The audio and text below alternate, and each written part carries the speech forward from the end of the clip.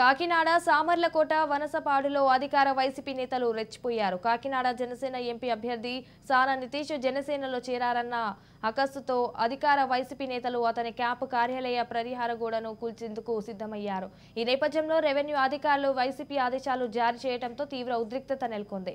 ఘటనా స్థలానికి చేరుకున్న జనసేన కాకినాడ రూరల్ పీఎస్సీ అధ్యక్షుడు పంతం నానాజీ పరిస్థితిని చిక్కదిద్దే ప్రయత్నం చేశారు. అధికార పార్టీ నేతల ఆదేశాలతో వచ్చిన అధికారులు ఇబ్బందులు పడొద్దని, ఏదన్నా ఉంటే నోటీసులు ఇవ్వాలని కోర్టులో తేల్చుకుంటామని తేల్చి చెప్పారు.